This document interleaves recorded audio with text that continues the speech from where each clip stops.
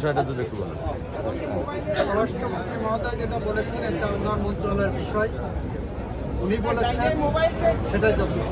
ওনার মন্ত্রণালয়ের বিষয়ে আমি কোনো মন্তব্য করব না। আর রায় যেটা হয়েছে, আদালতের রায় সঠিক কি বেঠিক সেইটা আমরা এক্সামিন করে পরবর্তী বিষয় সিদ্ধান্ত। আচ্ছা, ইতিপূর্বে যে আইন বহির্ভূত যে হত্যাকাণ্ড ঘটেছে সেগুলো কি বিচার হবে? বিচার চলমান, পুলিশ হত্যা ব্যাপারে এবং বিচার চলমান, বিচার গণ অভ্যুত্থানের জন্য পুলিশ হত্যাকাণ্ডের বিষয় লক্ষ্য করে আবার আসছে এই হবে কিনা বিচার আসলে আইনটা নিজস্ব গতিতে সঠিক সময় সারা দেশে বিচার সংকট আছে এবং মামলার জট আছে এবং বিচার সংকট মামলার জট নিরসন করার জন্য আসলে পদক্ষেপ রাখছি। আমরা এক সপ্তাহ কেবল ক্ষমতায় বসেছি, সমস্ত সমস্যাগুলো চিহ্নিত করে যথাসময়ে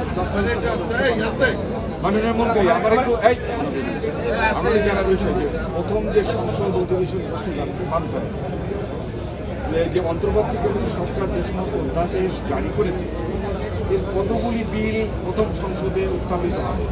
সাংবিধানিকভাবে যতগুলো অধ্যাদেশ হয়েছে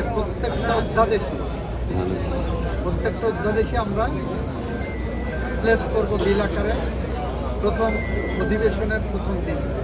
133টা অধ্যাদেশ আছে, 133টা প্লেস করব।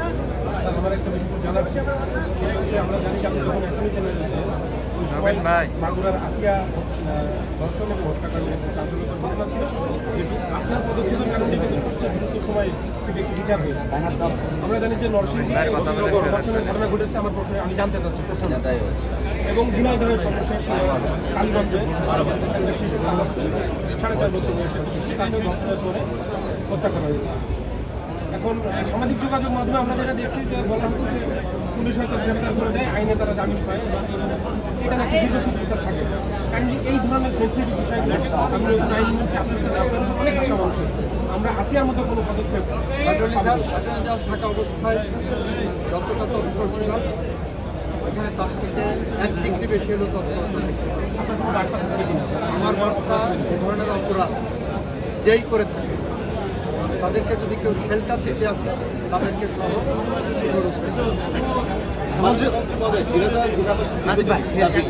কৃষি বিশ্ববিদ্যালয়, মেডিকেল কলেজ এবং রেল লাইন এই বিষয়টা সেই বার্তাটা কি? এটা আমাদের জেলা প্রশাসক উনি আমাদেরকে জানিয়েছেন এই অবস্থা আছে, খোঁজখবর নিয়ে যত দ্রুত সম্ভব যে পদক্ষেপ নিলে এইগুলো একটা কথা আছে, আমাদের অন্যান্য জেলায় আমরা হত্যাকাণ্ডগুলো ঘটে, হত্যাকাণ্ড ঘটার পর লিটন কাকা মারতে পারি, লিটন কাকা শোনা, লিটন কাকা শোনা, লিটন কাকা শোনা, লিটন কাকা শোনা, লিটন কাকা শোনা। এটা শুধু ঝিনাইদহ লিটন কাকা শোনা, লিটন ভাই, মামলা জট, লিটন ভাই মোবাইলটা সরান। প্রকট সমস্যা, সেটা আমরা অ্যাড্রেস করার চেষ্টা করবো। একটা কথা আছে, সেটা হচ্ছে সারা বাংলাদেশে 20,000-এর বেশি যে হচ্ছে বিচার বিভাগীয় কর্মচারী আছে, তারা কিন্তু দীর্ঘদিন ধরে তাদের যে দাবিগুলো সেই দাবিগুলো করে আসছে, আমরা বিভিন্ন সময় দেখেছি প্রতি বছরই করে। তো তাদের যে এই দাবিগুলো বিষয়ে আসলে আপনাদের কোনো ভাবনা আছে কিনা? একই সাথে যৌক্তিক দাবি যেগুলো, যৌক্তিক দাবি সরকারের সক্ষমতার মধ্য থেকে আমরা ব্যবস্থা। একই সাথে ভাই আরেকটা বিষয় বলি, সেটা হচ্ছে আমরা দেখেছি বিচারকদের কিছু স্বজনপ্রীতি থাকে এবং তারা ক্ষমতার আসলে যে অপব্যবহার করে। কারণ কয়েকদিন আগে আমাদের ঝিনাইদহ সাংবাদিককে কর্মকর্তা মামলা করেছে, তার যদি মানে একদিনের মধ্যে তাকে অ্যারেস্ট ওয়ারেন্ট করিয়ে আসামি অ্যারেস্ট করে মানে এক সপ্তাহ পর্যন্ত সে জামিন পায়। আসলে এইরকম সারা বাংলাদেশে আমি দেখি সাংবাদিক সব যারা নিরাপরাধ অল্প অপরাধ করছে তাদের কিন্তু এরকম আসলে অপব্যবহার হচ্ছে। আসলে এগুলো বন্ধে আপনারা কি ব্যবস্থা নেন? এটা বিচার বিভাগের একটা স্বাধীনতার বিষয় আছে। বিচার বিভাগের স্বাধীনতা যদি কেউ ব্যবহার করে সেটা তার মিসকন্ডাক্টে করবে। সুনির্দিষ্ট কোনো অভিযোগ যদি থাকে এটা সুপ্রিম কোর্ট দেখবে। সবশেষ চাই যে আপনি গভর্নমেন্ট অফিসার্স এবং বিচার বিভাগের সাথে বৈঠক, এই বৈঠকে কর্মকর্তা, আমি কর্মকর্তাদের বলেছি কয়েকটা বিষয়। সরকারি যেটা বরাদ্দ হবে সেই বরাদ্দ জনগণের জন্য বরাদ্দ হয়, প্রত্যেকটা পয়সা খরচ হচ্ছে সঠিক জায়গায়, এটা নিশ্চিত করতে পেরেছি। এবং বলেছি যদি কোনো দুর্নীতির আশ্রয় কেউ নেয়, শুধু তার চাকরি যাবে, ডিপার্টমেন্টের প্রসিডিং হবে, সেটা হবে না, সাথে তার বিরুদ্ধে একটা দুর্নীতির মামলা হবে, এইটা বলেছি। মাদকের ব্যাপারে জিরো টলারেন্স, সন্ত্রাস, রাজনৈতিক দুর্বৃত্তায়ন, সামাজিক হানাহানি, মারামারি, সমস্ত কিছু নিরপেক্ষভাবে ব্যবস্থা নেওয়ার জন্য প্রশাসনকে আমরা নির্দেশ দিয়েছি।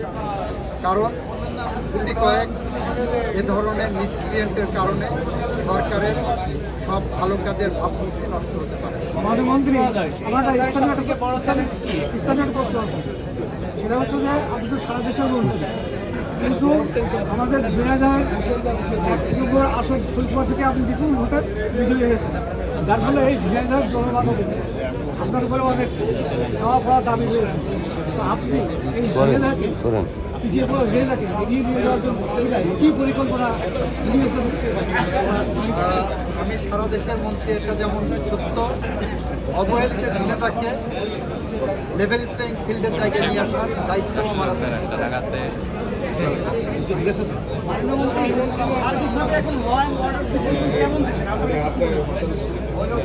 আমরা মনে করছি ল অ্যান্ড অর্ডার সিচুয়েশন এখন পর্যন্ত যেটা আছে নট ব্যাড। সর্বশেষ প্রশ্ন আমার যে আমাদের সারা দেশে সাংবাদিকদের নামে মামলা হয়েছে, আদালতের ব্যাপার কাকে দেবেন, লাস্ট একটা কোশ্চেন করে বাদ দেন। বিচার ব্যবস্থা ডিজিটালাইজ সহ আইনের শাসন প্রতিষ্ঠায় আপনি আপনার সরকার কি পদক্ষেপ আমাদেরকে বুঝি নাই। আইনের শাসন প্রতিষ্ঠা আইনের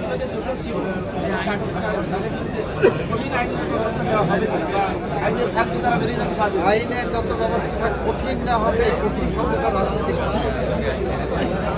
আইন যত শব্দ হলো তাদের বিরুদ্ধে ব্যবস্থা নেওয়া হবে, তাদের বিরুদ্ধে আইনগত ব্যবস্থা কোনো অপরাধী পাবে না। আপনার মনে হচ্ছে ঠিক আছে। আমি বলি মন্ত্রী ওই বিএনপি গভর্নমেন্ট ফর্ম করার পরে বিভিন্ন মহল থেকে তারা ফাঁসিবাদের সাথে যুক্ত, তাদেরকে মুক্ত করার জন্য এবং তাদের পক্ষে কথা বলার জন্য একটা মহল সোচ্চার হয়েছে। এই সম্পর্কে এই সরকারের অবস্থান কি? সরকার জনমতগুলোকে দেখছে এবং সরকার আইনসঙ্গত ফাঁসিদের বিচার করতে কত।